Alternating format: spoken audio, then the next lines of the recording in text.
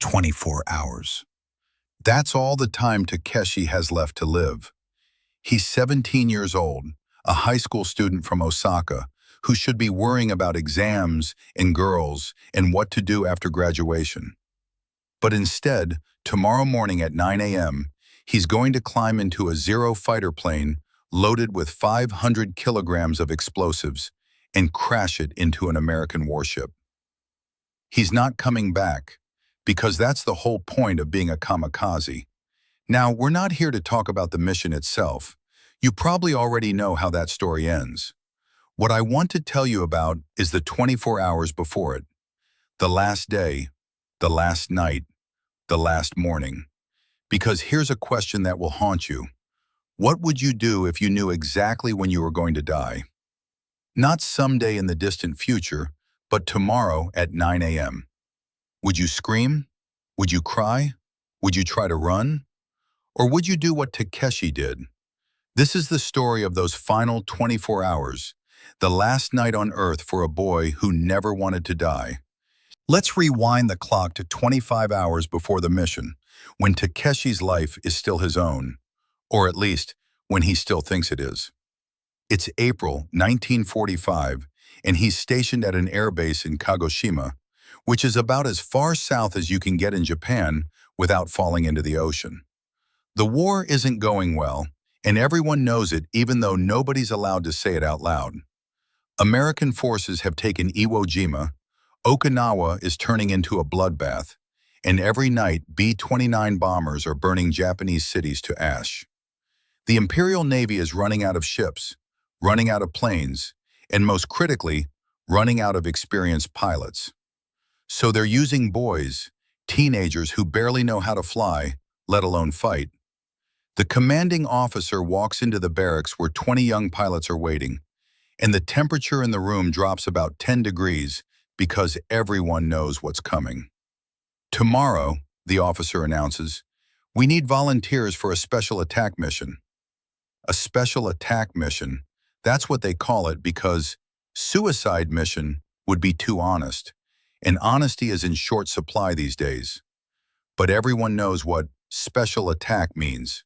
Tokotai, the special attack units. Kamikaze, the officing special privileges for volunteers, extra sake, time to write letters home, and the honor of serving the emperor, as if honor is something you can trade for your life. Then comes the moment that will haunt these boys forever. Who volunteers? Now here's what most people outside Japan never understood about how the Kamikaze program actually worked. There was no real choice, and the way they took it away was brutally elegant in its cruelty. The officer asks for volunteers, and the room goes silent because nobody actually wants to die. That would be insane, right? So he tries again. Please step forward if you volunteer. Still nothing. 20 pairs of feet stay planted on the ground. Then comes the trap. Please step backward if you do not volunteer. And that's how they get you. See, in Japanese military culture, hell, in Japanese culture period, stepping back in that moment means you're a coward. And cowardice doesn't just destroy you, it destroys your entire family. Your father becomes known as the man who raised a traitor. Your mother gets shunned by the neighbors. Your siblings can't get jobs, can't get married, can't have normal lives. So nobody steps back, which means by the twisted logic of the Imperial Army, everybody has volunteered. Takeshi stands there in that frozen moment, 17 years old and thinking about his mother's face and his sister's laugh and the girl he likes in chemistry class. He wants to live. God, he wants to live so badly it's like a physical ache in his chest. But his feet won't move because he knows what stepping back means. So he stands still, and the army records him as a volunteer. And just like that, his life expectancy drops from maybe 60 more years to exactly 24 hours. Let me give you some context that makes this even worse. Between October 1944 and August 1945, approximately 4,000 kamikaze pilots flew to their deaths. 4,000 boys with an average age somewhere between 19 and 23, though plenty were younger. Takeshi at 17 isn't even unusual. And what did those 4,000 deaths accomplish? They sank 34 Allied ships and damaged 368 more, which sounds impressive until you do the math. That's 117 dead boys for every ship they managed to damage. Not even sink, just damage. And the vast majority didn't even hit their targets because anti-aircraft fire is remarkably good at turning kamikaze pilots into falling debris before they get close enough to matter. So they died for nothing, most of them, but Takeshi doesn't know that yet.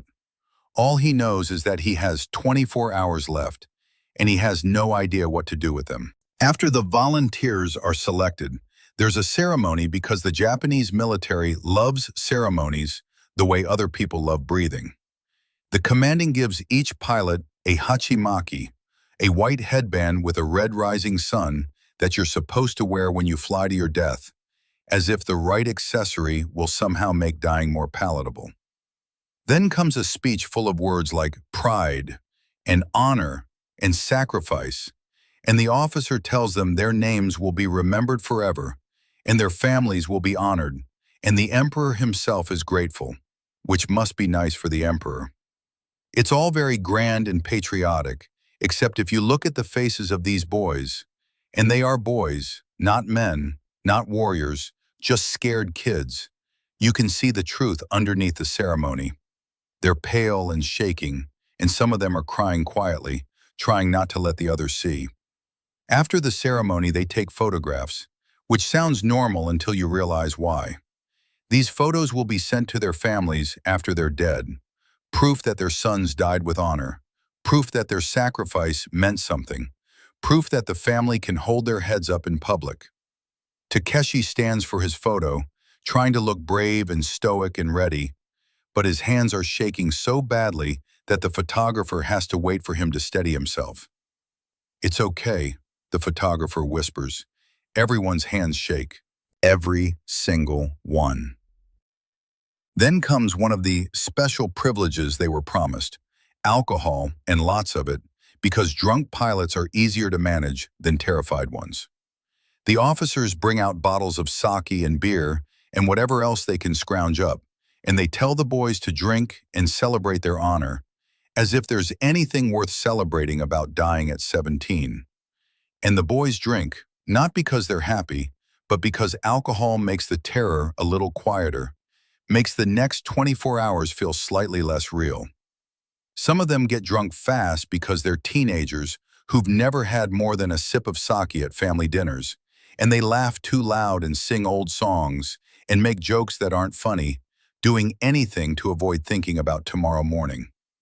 Takeshi drinks just enough to stop his hands from shaking, just enough to feel a little bit numb, but not enough to forget what's coming.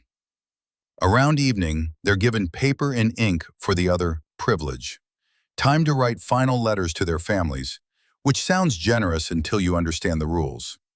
What do you write to your mother when you know you're about to die? Do you tell her the truth? That you're terrified? That you don't want to do this? That being forced to volunteer is the cruelest thing that's ever happened to you? Or do you lie and tell her you're proud and honored and ready to die for the emperor, knowing that if you write the truth, the censors will destroy your letter and possibly punish your family for your defeatist attitude? Most of them lie because they have to, because the truth is too dangerous. Takeshi sits with pen and paper, and his hand is shaking so badly that the ink smudges across the page. "Honored Mother, I write to inform you that I have been selected for a special attack mission against the enemy. This is the greatest honor of my life. I am proud to serve the Emperor and our nation. Every word is a lie, and he knows it, and she'll know it too when she reads between the lines. But what choice does he have? Please do not cry for me. I go gladly. I will meet you again in the next life. Tell Father I died with honor. Tell my sister I loved her." And then, because he can't help himself, he adds one true sentence that the censors might let through, because it sounds poetic enough to be patriotic. I wish I could have seen you one more time. He seals the letter and hands it to an officer who will mail it after he's dead, and his mother will receive it in 2 weeks and read it, and cry and keep it for the rest of her life, reading it every day until the paper falls apart in her hands. Now here's something most people don't know. After the war, when researchers started going through the records, they found something interesting. Some pilots had written 2 letters, one for the censors, full of the patriotic language they were supposed to use, and one hidden letter that told the truth. The hidden letters said things like, "I don't want to die," and "I'm so scared," and "This is madness," and "Forgive me, Mother, I love you." But most pilots couldn't risk hiding letters because the punishment for their families would be too severe. So they wrote what they were told to write and buried the truth where nobody would ever find it. After the letters are sealed and collected, it's time for dinner. And not just any dinner, but the best meal these boys have seen in months, maybe years. Because if you're going to die tomorrow, the least the military can do is feed you well tonight, right? So they bring out real rice instead of the cheap rations, fresh fish, pickled vegetables, miso soup, even some meat if they can find it, a feast by wartime standards, a last meal by any standard. And the boys eat, or try to eat, though half of them can't taste anything because fear has a way of killing your appetite along with everything else. Takeshi forces himself to eat, thinking he should remember this, should savor it, but it all tastes like ash in his mouth. After dinner, someone starts singing, not a war song or a patriotic anthem, but an old folk song about cherry blossoms and spring and home. More voices join in, rough and off-key, and some of the boys are crying while they sing, but they sing anyway because what else is there to do with your last night on Earth? Takeshi doesn't sing because he's thinking about his sister, who used to sing these same songs at home, and he realizes with a sharp pain in his chest that he'll never hear her voice again. Around midnight, one of the pilots named Hiro, 18 years old from Tokyo, suddenly stands up and knocks over his sake cup, and everyone freezes because you can feel something breaking in the air. "I don't want to die," he shouts, and the words hang there like a grenade with a pin pulled. You're not supposed to say that. You're supposed to be honored and proud and ready. But Hiro keeps going, his voice getting louder and more desperate. "This is insane. We're children. We should be in school, not dying for what? For nothing." An officer moves toward him with a look that could freeze lava and says quietly, "Sit down, control yourself, think of your family's honor." And that's what breaks Hiro completely. Not the mission, not the death, but the reminder that his family will suffer if he doesn't go through with it. He collapses into sobs, and 2 other pilots help him outside while the feast continues as if nothing happened, though everyone is quieter now because Hiro said out loud what they're all thinking. Later that night, after the officers have gone to bed, the pilots break into small groups and have the conversations they can't have in public. Some talk about home and their families and what they'll miss, while others obsess over technical details of the mission, as if focusing on mechanics will make it less terrifying. And some, just a few, in whispered voices, talk about escaping. What if we just don't take off? What if we bail out over the ocean? What if we surrender to the Americans? But they all know it's impossible because the planes are monitored, the officers watch everything, and if you try to escape, your family pays the price. So there's no escape, just tomorrow morning coming, whether they're ready or not. Around 2 a.m., Takeshi walks outside because he can't sleep and can't sit still, and can't stand being in that room with all those other boys who are also not sleeping. He stands alone on the airfield, looking up at the stars and thinking about running, just running into the darkness and never stopping. But where would he go? Japan is an island, the war is everywhere, and his family would be destroyed if he deserted. There's no escape from tomorrow morning. Another pilot named Kenji joins him, and they stand there in silence for a while, both of them looking at the same stars and thinking about the same impossible situation. Finally, Kenji asks the question they're both thinking. Do you think it hurts? The impact, I mean. Do you think there's pain, or is it too fast? Takeshi doesn't answer because he doesn't know and doesn't want to think about it. So they just stand there in silence until the sky starts to lighten with the first hint of dawn. At 5 a.m., an officer comes through the barracks shaking everyone awake, though most of them haven't slept at all. They're just lying in their bunks with eyes open, watching the night become morning. They're exhausted and hungover and red-eyed from crying or from not crying, but none of that matters anymore because today is the day. The pilots dress in their flight gear, heavy canvas suits, leather jackets if they're lucky, boots that are too big or too small because there's no time to find ones that fit properly. Then comes the hachimaki, the headband with the rising sun, and some pilots tie it tight as if that will make them braver, while others can barely tie it at all because their hands are shaking too much. Takeshi ties his headband and looks at himself in a small mirror, and what he sees is a dead man already, just walking around for a few more hours. At 7 a.m. they gather for the final briefing, where the commanding officer shows them a map and points to their target, an American aircraft carrier 100 kilometers south.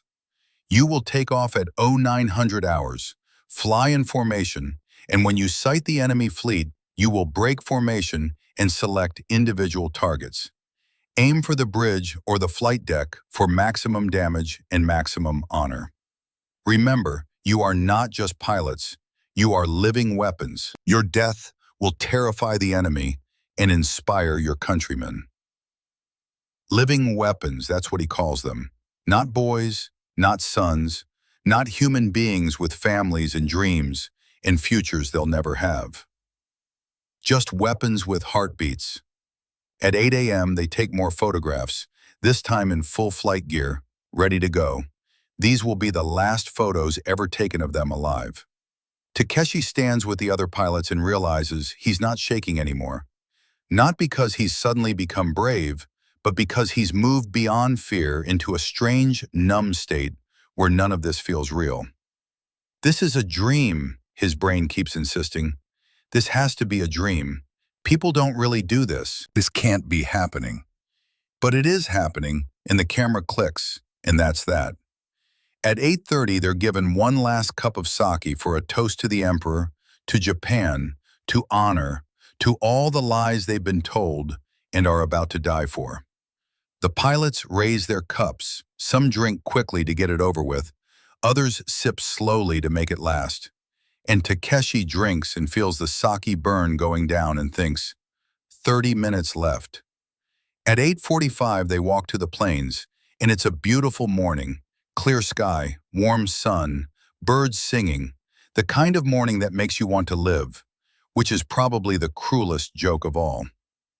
The Zero fighters are lined up with engines already running, propellers spinning, and ground crews have loaded the 500-kilogram bombs that will punch through a carrier's deck and kill everyone in the blast radius, including the pilot.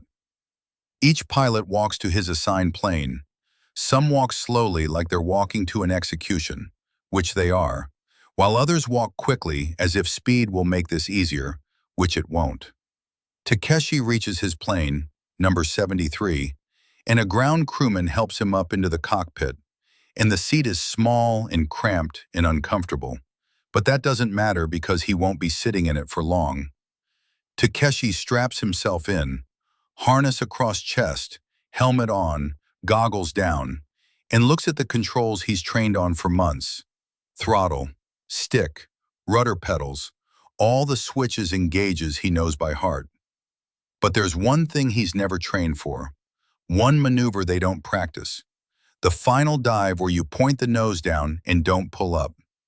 The ground crew closes the cockpit and seals him in, and he looks around at the other pilots in their cockpits, some staring straight ahead, some with eyes closed. And Hiro, the boy who broke down last night, crying again but strapped in and ready because what else can he do? The radio crackles to life. All units prepare for takeoff. This is it. The lead plane starts rolling down the runway, and one by one the Zeros follow. Engines roaring, propellers blurring, wheels lifting off the ground as each pilot leaves the Earth for the last time. Takeshi's turn comes, and he pushes the throttle forward and feels the plane accelerate. Faster, faster, and then wheels up and he's in the air. And for just one moment, one perfect, terrible moment, it's beautiful. The sky is blue and endless. The clouds are white as snow. The sun is warm on his wings. And this is why he wanted to be a pilot in the first place. Not to die, just to fly. But then reality crashes back in as he looks down and sees the bomb under his plane. Thinks about the American carrier ahead. Remembers the mission. 1 hour to target.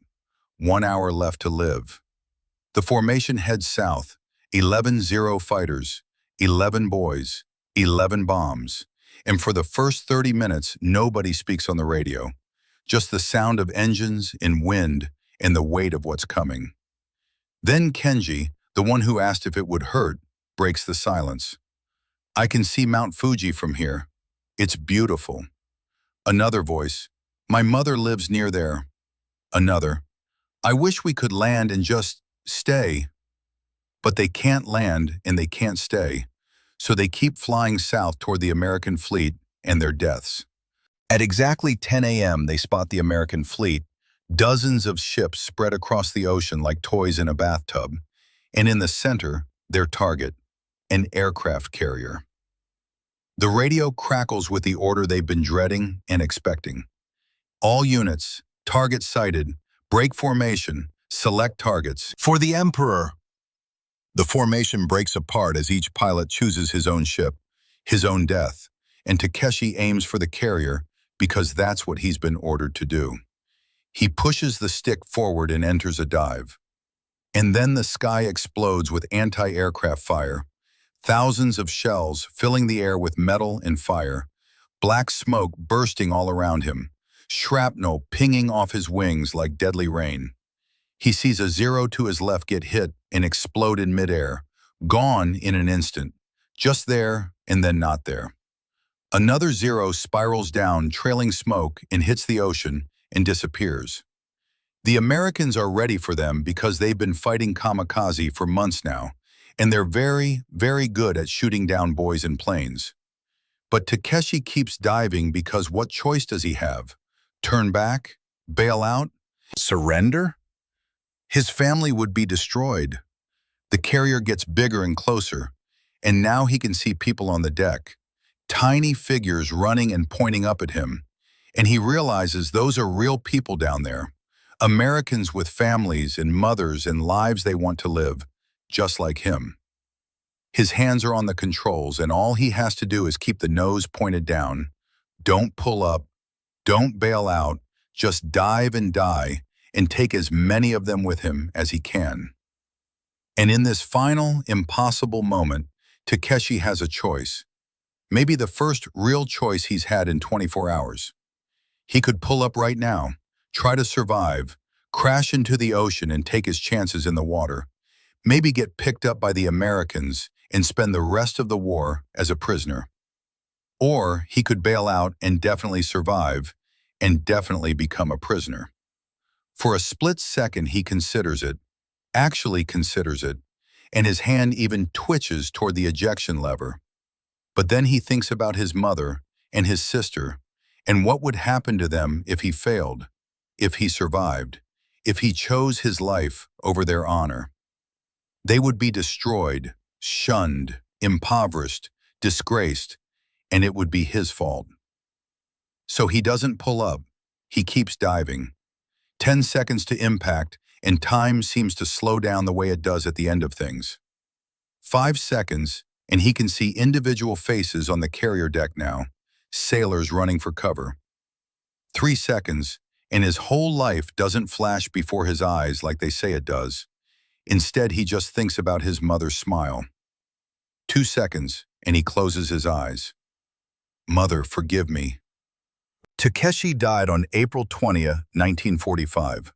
He was 17 years old.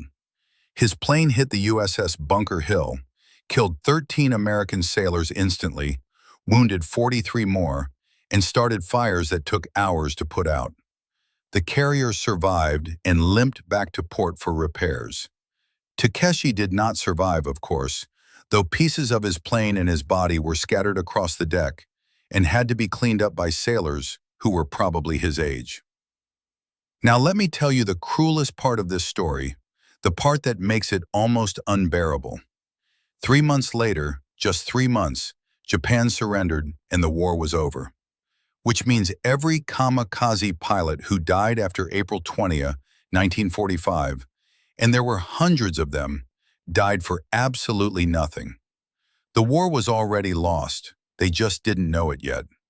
Takeshi's mother received his letter 2 weeks after his death, and she kept it for the rest of her life, reading it every single day until the paper fell apart. She never remarried, she never smiled again. She just existed in a world where her son had died for the emperor, and she wasn't allowed to say that it had all been for nothing. His sister grew up without a brother, wondering for decades what he was really thinking in those final hours, whether the patriotic words in his letter were true or lies. And his body was never recovered, never buried, never given a proper funeral, just gone, scattered across an American carrier deck and swept into the Pacific. So here's the question that haunts me, and maybe it will haunt you too. Were they heroes or victims? And I think they were both, which is what makes it so tragic. They were brave, extraordinarily brave, because they faced death without flinching. They did what they were told even though every cell in their bodies screamed to run. But they were also victims, manipulated, coerced, used as weapons by people who didn't care about their lives, who saw them as tools to be spent in a war that was already lost. They didn't choose to die. They were forced to volunteer, and that makes all the difference. 4,000 boys died as kamikaze pilots during the war, with an average age of 19 to 23, though many were younger. They didn't want to die. They wanted to graduate and fall in love and see their families again and have normal lives. But they were given 24 hours, and they spent those hours writing letters they didn't believe, drinking sake they couldn't taste, singing songs they couldn't finish. And in the morning, they flew into the sun and never came back. Remember them, not as living weapons, not as fanatics, not as statistics. Remember them as boys. Remember Takeshi.